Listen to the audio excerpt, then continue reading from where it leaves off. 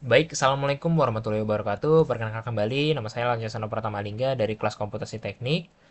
Em, Pada video kali ini saya akan menjelaskan tentang knowledge-knowledge apa aja sih yang saya masukkan ke dalam OpenWeb UI milik Prof. Dai.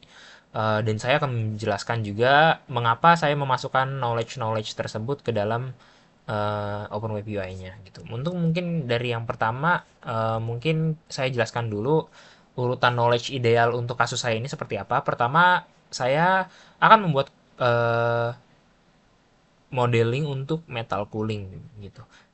Em, Alur daripada knowledge-nya adalah saya membuatnya dari awalnya fisik dulu hingga pada akhirnya akan komputasi numerik gitu. Jadi pertama ada fenomena fisik, kemudian penyederhanaan model, lalu ada batas validitas, lalu ada makna parameter, dampak material, konteks manufaktur, dan juga yang terakhir adalah komputasi numerik gitu kan.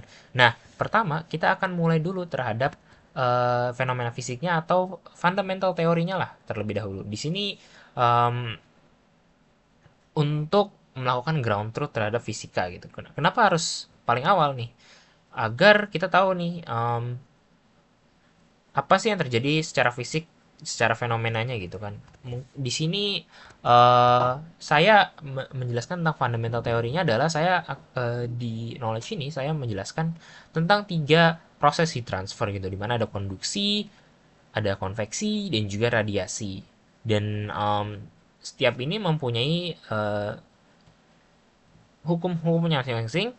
Dan untuk kasus saya akan menggunakan konveksi di mana menggunakan Newton's law of cooling gitu. Dan di mana ini merupakan dominan di dalam proses manufacturing cooling processes gitu. Dan ini in many industrial cases convection juga mendominasi gitu. Radiasi juga lamp is into an effective age gitu kan. Di mana metal cooling occurs through one or more heat transfer mechanism.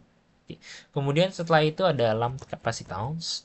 Lamp capacitance itu apa sih konsepnya? Jadi lamp capacitance itu adalah suatu model untuk mengasumsi bahwasannya temperatur di dalam metal tersebut merupakan temperatur yang uniform gitu kan. Ini merupakan ada juga rumus energi balance-nya, MCP delta delta perubahan waktu, perubahan temperatur terhadap waktu sama dengan minus HA dikali T min TA. Dan ini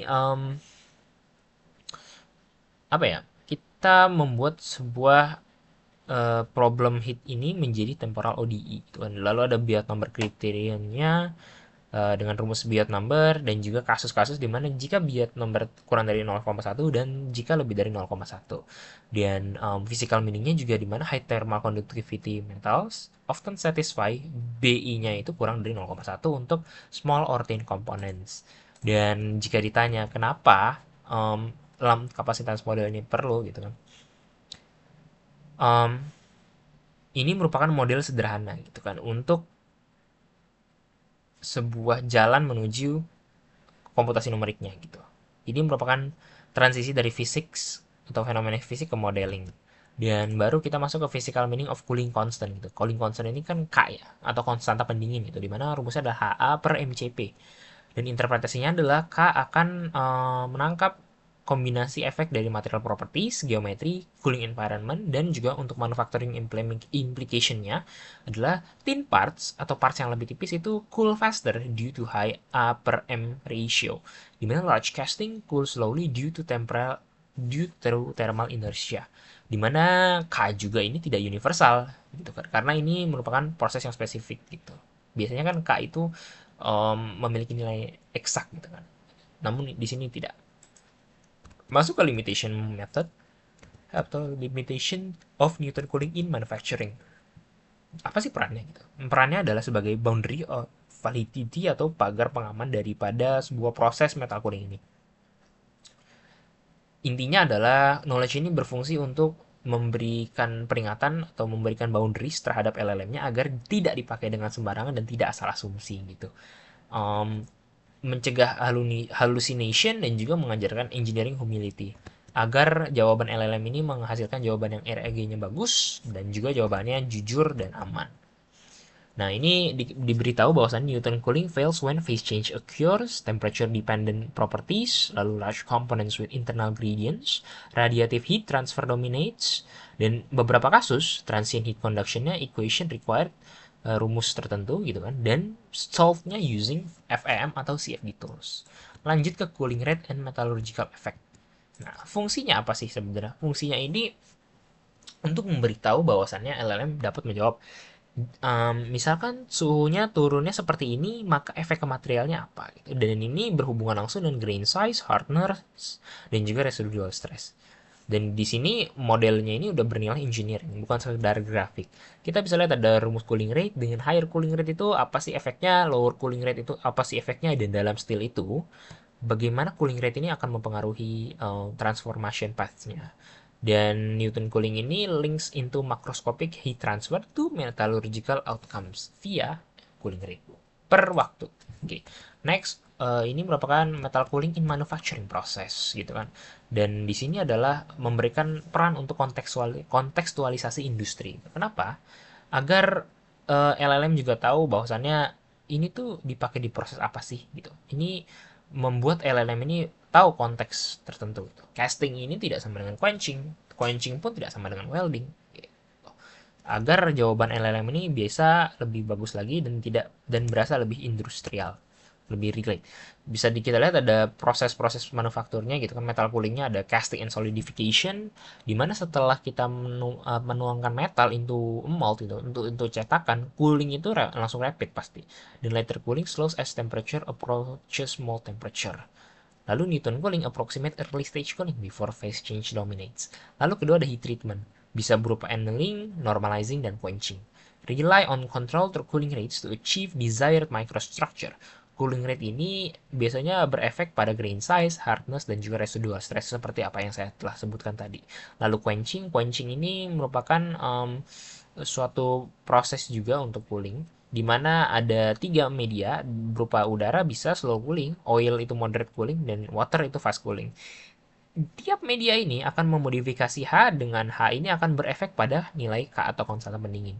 Newton cooling gives first order estimation of cooling severity. Dan setelah itu ada welding dan additive manufacturing, di mana cooling rate ini akan melakukan efek terhadap HAZ atau heat affected zone seperti yang terjadi pada las-lasan. Lalu ada residual stress dan juga distortion. Simplified lump models provide rapid estimation before detailed FEM analysis. Itu merupakan knowledge metal cooling in manufacturing process. Lanjut ke engineering insight-nya.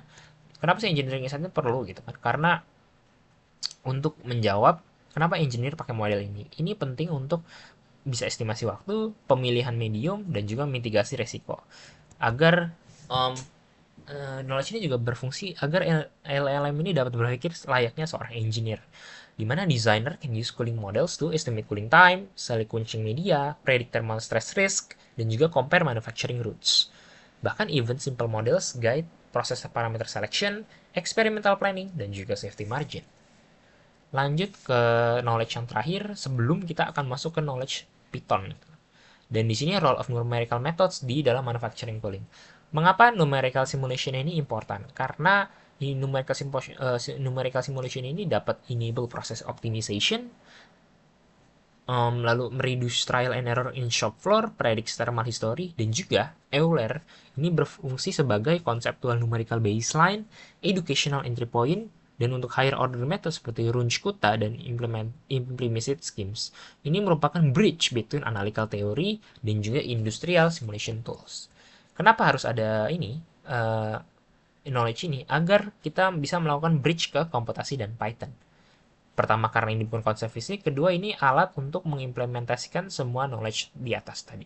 Dan juga menjelaskan kenapa fungsi Euler yang dipakai, dan juga dia menghubungkan ke FEM atau CFD. Gitu. Dan kesimpulannya adalah LLM ini didesain agar bisa menjawab pertanyaan sesuai dengan apa yang kita harapkan. Gitu. Ya, kira-kira itu yang dapat saya sampaikan. Kita akan lanjut ke fase selanjutnya, yakni fase coding Python dan juga pengujian Python.